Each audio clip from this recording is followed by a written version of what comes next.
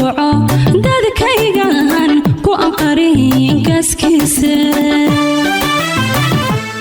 kulanti wanaagsan dhagaystayaal kuna soo dhawaada barnaamijkeennii Muftimaal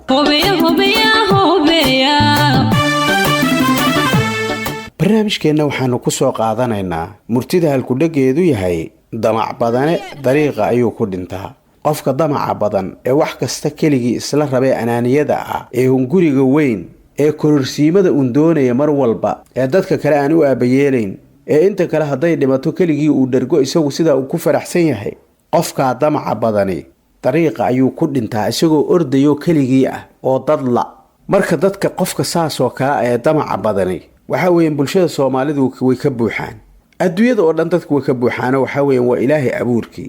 iyo qofka ooy akhlaaqda iyo xushmada dadka kale ay ka luntay oo dadka kale ixtiraamkooda waa dadka kale sidaad adigu in lagu la dhaqmo jeceshahay ula dhaqan baa lagu yiriye waxa loo baahan yahay dadka kale inaad adiguna wax u hambayso ixtiraamto si wanaagsan ula hadasho si wanaagsan ula dhaqanto waxaad adigu u baahan tahay inay u baahan yihiin aad ogaato dadka kale ay kugu jirto qorshahaaga uu ku jiro laakiin aniga haday kugu jirto waxaad noqonaysaa qof isaga keligii dadku qonigii Soomaalidu waxay tiraa qof aniga yiri dadka iska sooce qof isaga keligii hawl wata waxa la yiraahdaa sheekan dabacna meesha inaan ku soo qaadano waxa la yiri bari baa laba nin socdaaleen damacan idin sheegayay labada nin markay socdaaleen sahay waxay u qaateen midna 6 xabo muufu qaatay sahay u qaatay midna 3 xabo muufa ah ayuu sahay u qaatay markay ay socdeen oo mindha ay socdeen ilaa iyo saacado badan 10 saacadood ka badan ay lugeynayeen oo kala bareen meesha ay u socdeen ayaa goor cadceedii dhinaca galbeed ay martay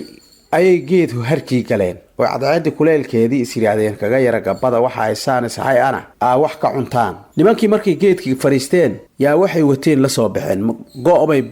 gogladeen geedkii hoostiisa ku gogladeen markay geedkii ku gogladeen gooy hoostiisa ayay waxay muufahaysteen soo bixiyeen mid wuxuu haystay 3 midna wuxuu haystay 6 xabo markay meeshii soo dhigteen waa 9 xabo muufa iyaguna waa 2 ayaa nin socdo oo safaro Ilaahay wado isaguna ay ka cadaho sahayna aan wadan ayaa ka soo dul dhacay markuu ka soo dul dhacay waxay yiraahdeen waa halkay Soomaalidu ka tirahay warbalkaalay waxa weeyaan Ilaahay waad nasiib badan tahay sodohdahana kuma nabcayne soo fariiso halkan soo fariiso kaale nala wadaag waxaan hayno kullee inagu halka fadhi kadib waxaan isleenahay heerkii waad ka gaari kartaa inta kale haraad mooye gaajada xageeda ninkiina si wanaagsan ayuu u qaabilay soo dhaweyntaasoo dhinaciisu ka soo fariistay maradii gogolaneyd 9 xabo ee muufada ay saaraayeen halkii baa sheeka iyo iswaraysigii oo la wada muufada la cunay waayo ninkii muufada 9 ah meesha saarayday ninka kale waxa weeyaan wuu eegayaayo waxa weey marka wax la cunayo dadka waa la tixgeliyaade haday meeshu 4 xabo saaran yihiin ama 3 wax idin ka dhaxaysa qofka waa la ogaadaa intuu cuno laba raba 3 inaad adigu laba cunto qof kale xabad cuno ama 4 intay yihiin inaad adigu 3 intaad cunto qof kale xabad cuno laba raba markaad laba cunto qofka kale loo riixaya tii kale adigu siday nimankii kolba midka kale ugu riixay min 3 bay cuneen min 3 xabo ayay cuneen markay biyo ka daba cabeen oo caloosh soo quusatay oo gashi ay yeesheen oo ay marka cadceedina yara qaboobayso oo marka socodkii uu dabayshay casra soo dhacday ayay yiraahdeen waa si kala tagaynaaye hadee ninkii ka soo dul dhacay nimanka yiri warwaad mahadsantiin nimayo waxa weeyaan anigu nin socotaan iska hay maanta laakiin sidayda kale nin iska dhaqaalaysan xoolo haystaanahay 9 shilin qaata buu yiri 9 muufe meesha saarayd buu u iibiyay ninkii min shilin buu ka siiyay 9 buu siiyay 9 shilin la siiyay meesha la dhigay ayay labadii ninkii markuu ka tagay isku qabsadeen oo maxay isku qabsadeen waxay yiraahdeen midkii 3 lahaaba wuxuu yiri horta kii 6 lahaaba qabto markuu qabtay buu yiri 9 muufo yani shilinkii xabad muufo ka dhigay adigu niyo qaadu yiri 3 qaado la 3 muufaad leh anigu 6 baan lahayo waa aniga qaatay buu yiri 6 ninkii baa yiri ma dhacaysata ninka wuxuu wada siiyay muufada ay waxa iska ilowniyo waxaad ii dhigtaa buu yiri 4 bar halka adna 4 bar qaado labadoodii gacan baana isla dhaafin oo aan iska gaarin labada dhinac say wax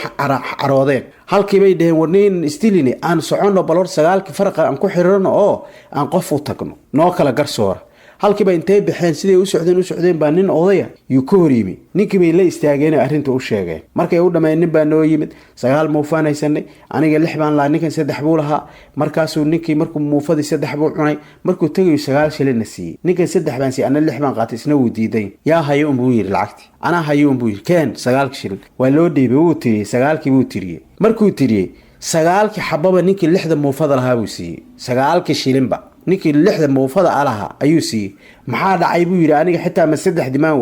waad weyday buu yiri 3 baad ahaydeen mi 3 muufad cunteen adu 3 muufad waday yaad wadatay 3daadiina adaa cunay buu yiri 3dan lacagtan waxay ku timid ninkan 6diisii oo 3 laga cunay sidaa darteed nabadaad galaysaa wariya 9 kaaga shilin adigu qaado